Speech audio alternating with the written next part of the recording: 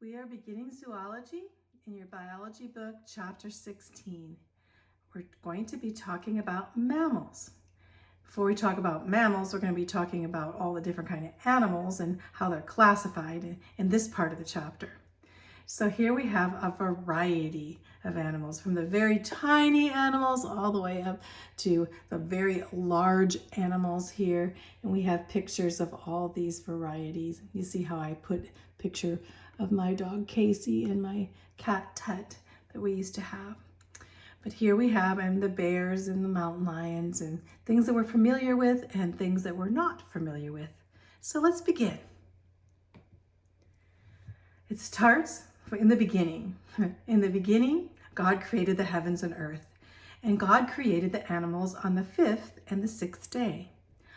Genesis 1 says, on the 5th and 6th days of creation, after God created matter, energy, light, the earth, heavenly bodies, land, sea, and plants, he made a new kind of being, the moving creature that has life, movement being a characteristic of these creatures. There are two main attributes of the animal kingdom: mobility and diversity. So the Bible says, every living creature that moveth. So mobility is one of the characteristics.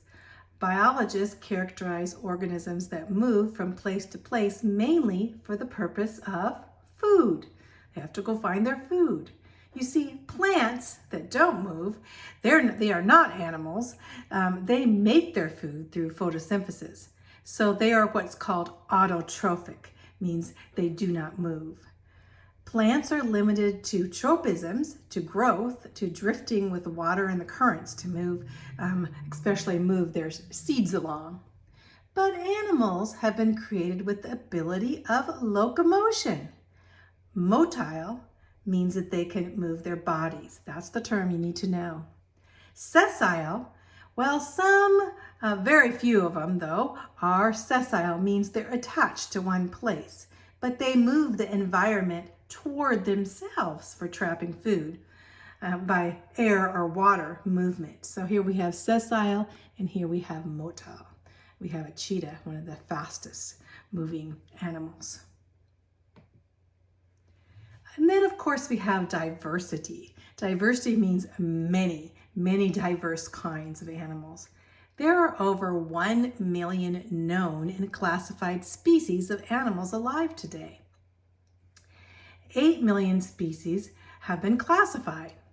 So the size varies from the very microscopic, tiny microorganism all the way to the huge 110-foot blue whale.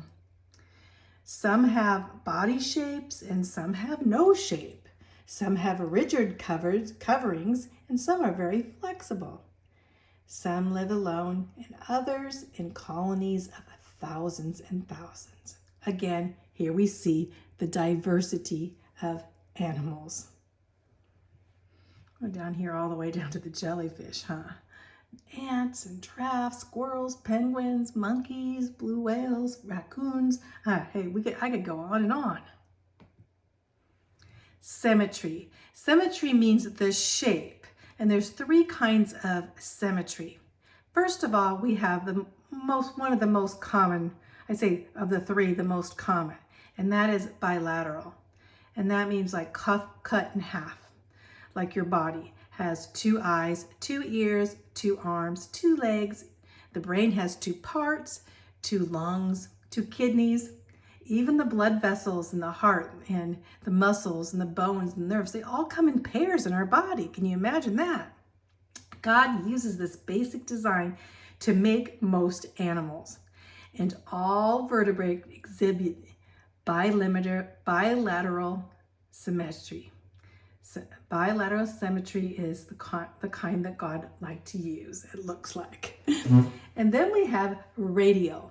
Radial symmetry is pie-shaped. Like an example of radial symmetry would be a star shape, like a starfish. So on to asymmetry. Asymmetry means without symmetry or shape. A means not, so it doesn't have any shape, like amoebas. Few animals have asymmetry. Most have bisymmetry. So know about the symmetry. And now we're going to be talking about vertebrates. Vertebrate means you have a backbone. And there's only 3% of animals that are invertebrates. The others are all invertebrates. So vertebrates are mammals, birds, reptiles, amphibians, and fish. And we're going to be getting each one of those categories. As for vertebrates, invertebrates do not have backbones. And they are more diverse, things like insects, clams, centipedes, worms, sponges, and amoebas. So here's a picture of the invertebrates, and here's a picture of the vertebrates. You can see the difference. The characteristics of vertebrates. Well, a vertebrate has a spinal cord and a brain at its anterior, usually front. You can see the spinal cord and the brain in these animals. The brain is protected by a skull, and the body is supported by a backbone or a notochord. If they don't have a backbone, they have a notochord, which is a flexible, unsegmented rod. And they also have an endoskeleton, inside skeleton, internal framework made of bone, cartilage, or bone. If you can see, all of these skeletons are the inside with skin on the hides and such on the outside. So endoskeleton. Endoskeleton is divided into two parts. We have the axial skeleton, which is the skull and the backbone here. And then we have an appendicular skeleton, and that is our appendages.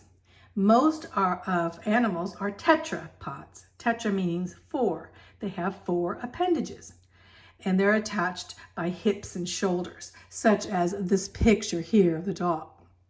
So we can see, so most are tetrapods, but whales have one pair of appendages, as you see here, and snakes have no appendages.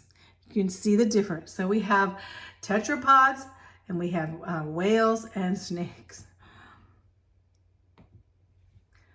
Then we have vertebrates, and vertebrates like us, we have 11 body systems. So 11 body systems that we just got over going over all these body systems in a human being. But animals have these same 11 body systems.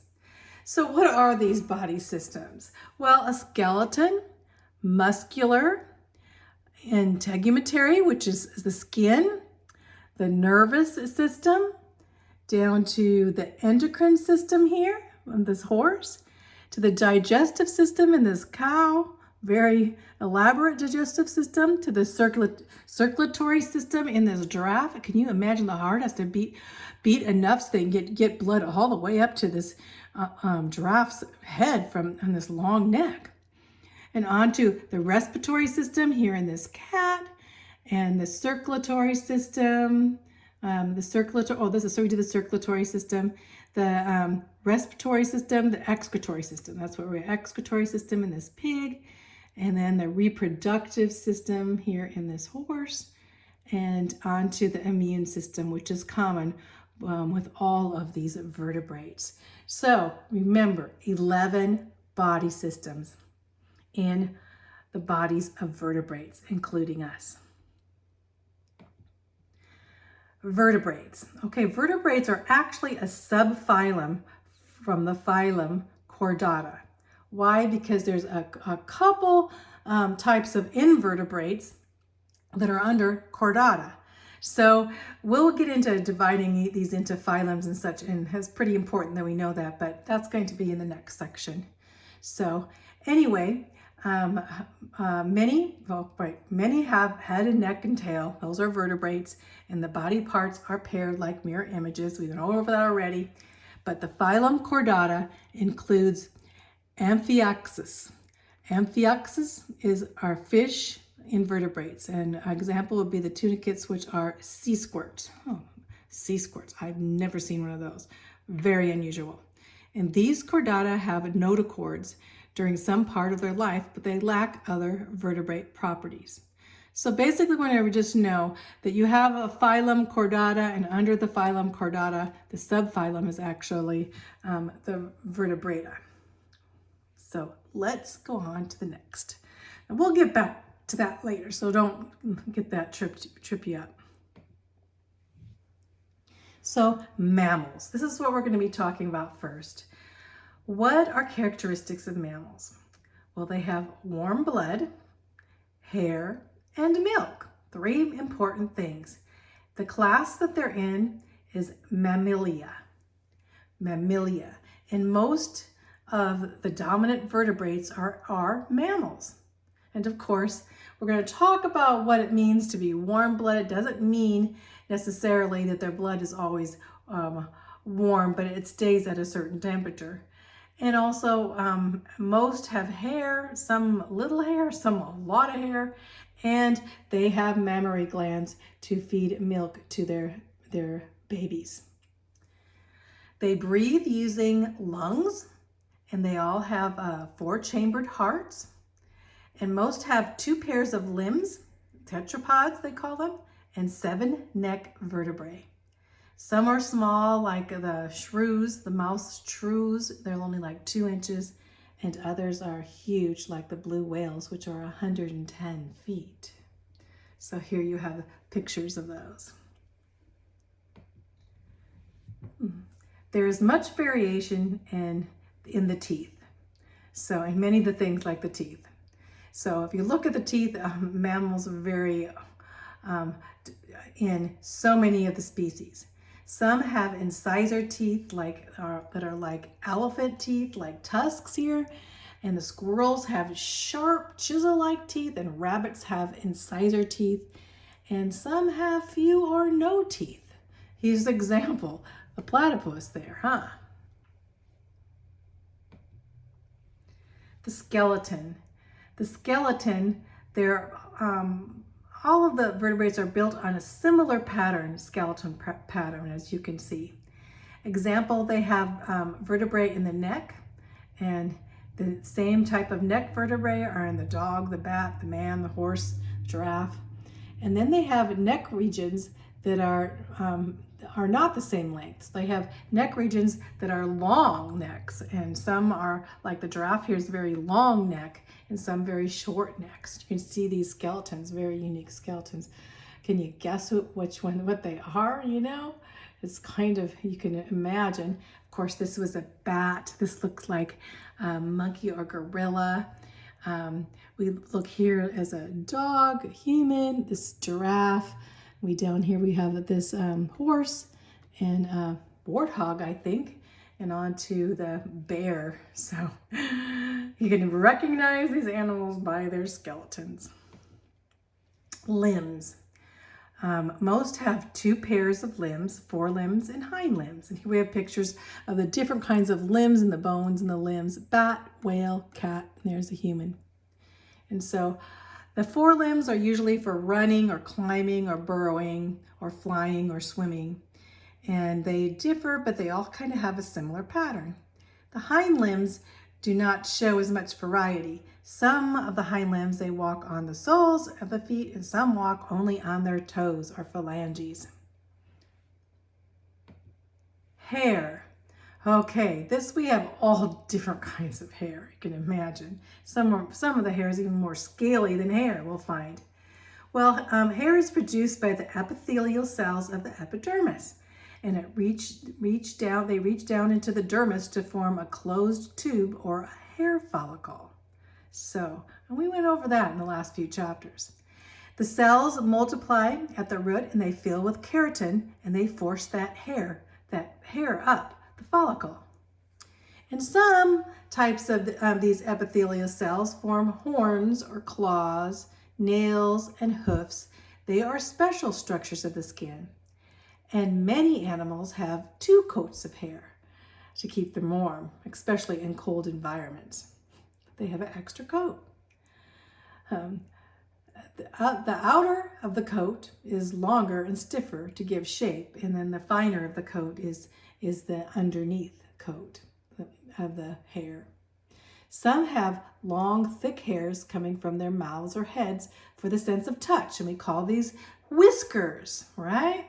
So some animals, such as the cat family, or the I should say looks like a panther there, and tigers and cats have whiskers for touch. And hair can also hide them from their enemies, can be used as a camouflage. Look at all the different types of hair here, and even the horns of the different animals here, unique, and claws. Milk from mammary glands. Mammals are born immature compared to most animals. Their bodies need special nourishment found in the mother's milk. Mammary glands are these special epithelial cells. The gland may double in size to produce milk, and then parts of the cells pinch off to form droplets at the ducts. Mother's milk responds to the release of hormones available at exactly the right time. Isn't that how God put it together? So the animal, the mother, doesn't produce milk until it's time to produce milk. And then when the babies don't need milk anymore, there's no more milk. When the young stop taking the milk, the mammary gland shuts down and reduces in size. Temperature regulation. Of course, mammals and birds both are considered warm-blooded. So what's warm-blooded and cold-blooded? Well, cold-blooded means that they cannot regulate their body temperature except for external factors, like lying in the sun or cooling in the shade. These are reptiles, fish, amphibians, and invertebrates. They're cold-blooded. They have to use their external environment to keep their body temperature at a certain place. Now, warm-blooded regulates their own temperature by internal mechanisms like blood flow and shivering and sweating and panting. So mammals are warm-blooded. They regulate their temperature by their internal mechanisms. So which one? Cold-blooded, warm-blooded kitty. Homeothermic. So what's homeothermic? Warm-blooded maintain a stable body temperature regardless of their environment. Homeothermic means same temperature. So warm-blooded animals are homeothermic. They try to keep that same temperature. Cold-blooded animals are subject to the environment and their temperature fluctuates. But warm-blooded animals adjust quickly to cold weather and remain active and keep their body homeothermic. Hibernating. Have you ever heard of hibernating? Some mammals, the food they eat is used to produce heat to keep their body warm. So they eat the food, produce the heat to keep their body going. But during the winter, some small mammals like squirrels and woodchucks need to hibernate when their body temperature falls a degree of freezing point. Not quite freezing, but they need to keep their body cool. So they need to keep their body is so cold that they need to hibernate. Okay, it's usually in the winter. Hibernation causes the heartbeat to slow and they appear stiff and cold to the touch. And they breathe sometimes once only every 5 minutes. Can you imagine that? Sometimes they appear dead, but they'll awaken in the spring. You can try to awake them and you can't. And this way they can survive those long, harsh winters. Bears, raccoons, and opossums sleep during the winter. They do not hibernate. I didn't know that, but bears and raccoons and opossum, we call that they hibernate there, but he's not really hibernate. They're just sleeping. Their bodies slow, and their temperatures remain high, and their bodies are slow, and they're tired, and they're sleeping. But a hibernating animal will not wake up if it's disturbed, but a sleeping one will. So when you get onto a bear and you try to wake them up, they will wake up, and you better beware. So this picture of the bat and the squirrel down to the little woodchuck, I think that is, or whatever. But anyway, these are all hibernating. Lungs. They have lungs. Mammals have lungs. Mammals' lungs are larger in relation to their body size than reptiles and amphibians. They need those lungs because they need air. Mammals need more oxygen for their body temperature.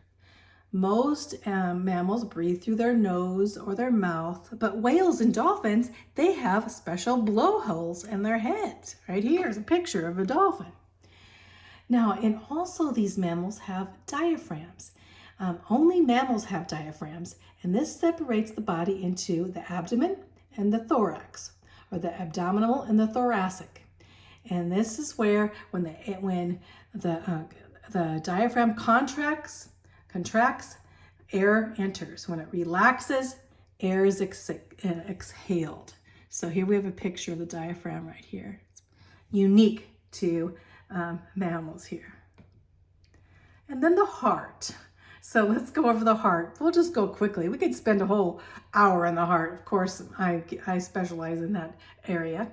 But anyway, warm-blooded need the efficiency of a 4-chambered heart. So here's a picture of a 4-chambered heart. The atria, the top area are on the top, and they act as priming the pump to let the blood flow down into the bottom of it. The ventricles are on the bottom, and they fill up with blood here. So the heart is always full, and little energy is wasted because the heart is always full. A 4-chambered heart is like having 2 hearts in one, 2 sides. The right side pumps to the lungs. The right side pumps to the lung. The blood pressure falls so it can pump to the lungs. And then the left side pumps the body with a powerful push heartbeat. So the ventricles are very powerful, especially the left ventricle being very, very powerful. So the right here, as the body comes into the right atrium, you see here, we go this really quick, then it goes down to the right ventricle where it is pumped to the lungs up here. We go to the lungs, and then it comes in from the lungs here, these 2 sides from the lungs into the oxygen blood into the left side, and the left side of the left side from the atria flows down into the left ventricle, and then boom, pumps it out the aorta all over with oxygenated blood. Okay, that's a mammal's heart, just like ours. Mammals and man. Physically, man shares many characteristics with mammals. We can see that. We are a mammal in characteristics in that sense. But man was created in the image of God and was created to rule over the animals. That's what the Bible said. So God created humankind in his image. In the image of God, he created them, male and female, he created them. That is certain. Man is more than a physical being. He has a spiritual side for sure. And spiritually, he is created to know and serve his creator God. Man is immortal, living forever, and man is also moral. He has the ability to know what's right and wrong and is accountable for his decisions. Man is different from the animals because man was created in the image of God. So remember, man is spiritual. He is immortal, and he is moral. Mammals, though, were created for man.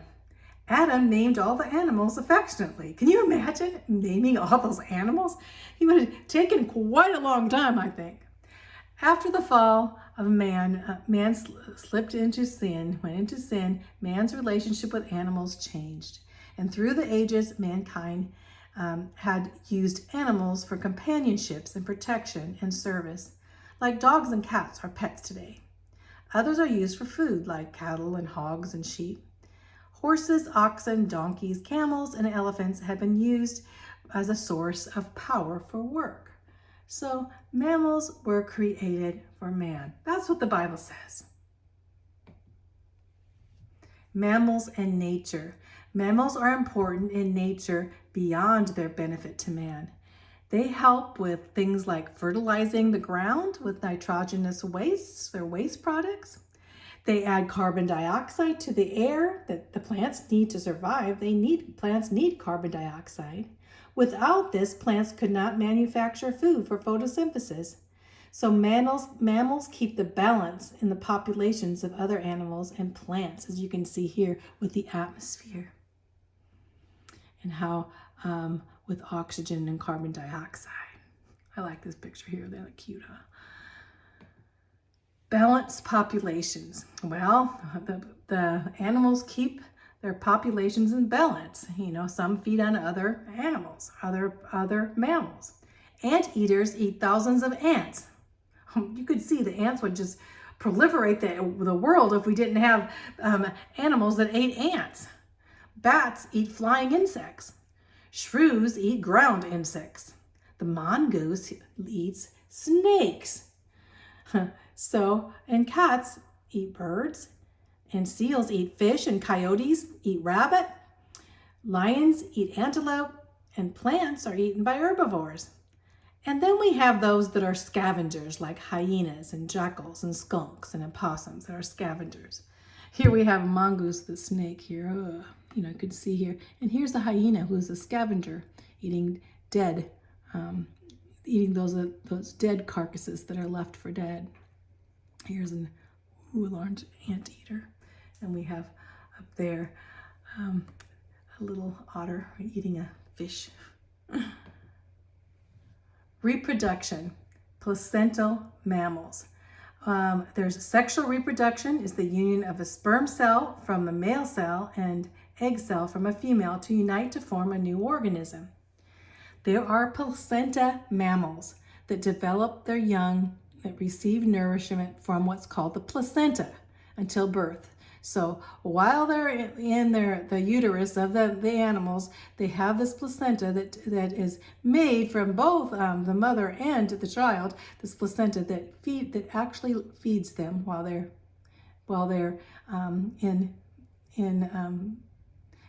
before they're born. Just say that. Fertilization occurs in an oviduct, like a fallopian tube. And some animals like dogs, cats, rabbits, pigs release several eggs, resulting in multiple births. And others like horses, cows, and elephants, they only produce one at a time. So, but remember, there's placental mammals and there's those that do not raise placental. The development. The fertilized egg develops to form a hollow sphere called a blastula that attaches to the wall of the uterus. The embryo is nourished by the placenta and formed from the tissues of both the mother and the young. And the embryo is protected by the amniotic fluid, which is used as a shock absorber. Once recognizable, the embryo is called a fetus. The gestation period is a period of growth from fertilization to birth, from 16 days in the hamster to 2 years in the elephant. You can see, so here's the development we have in all different time periods. Birth. The fetus moves out of the uterus through the birth canal. Born alive, is ready to breathe air and receive food. The umbilical cord will be cut by the mother, and the placenta will be expelled by the uterus. No more placenta. Viviparous means to be born alive. Very important word. Viviparous means born alive. Some mammals are born blind and helpless, like mice, cats, and rabbits. And some mammals can stand and walk and even run right after they're born, like the giraffe there. There's non-placental mammals. Two unusual orders of non-placental mammals are the young are nourished inside the mother's body by the placenta. Monotremata is that the egg is covered with a leathery shell and expelled from the mother's body in the monotremata. Oviparous means egg-laying mammals. Viviparous means born alive. So we're going to talk about anything oviparous, you're going to think of eggs. And these animals, platypus. The platypus does not develop a pouch, but curls around her young. Milk is left from the pores in the abdomen. The echidna is the spiny anteater, and it carries eggs for 7 to 10 days in a temporary pouch on the abdomen until they hatch, and then remains in a pouch for about 2 months as a pouch-like, feeding on milk. So these are non-placenta. Just remember there's placenta and non-placenta. Marsupials. Marsupials mainly are in Australia, although opossums are marsupials. Kangaroos, opossums do not lay eggs. They bear their young alive, but unlike most other mammals, they spend most of their gestation outside of the womb. Their tiny, helpless young are nourished inside a pouch where they attach to the mother's nipples to be fed milk. Although they have a placenta, they are considered non-placenta due to the limited use of the placenta. Marsupials. Parental care. The young may need constant attention and depend on the mother's milk. They need to learn many activities such as hunting, home building, cleanliness in order to survive. Some mammalian behaviors are instinctive, but others are taught by parents. It's so important that we have parents, isn't it? So we're going to go on to mammals in the next section. We're going to stop there.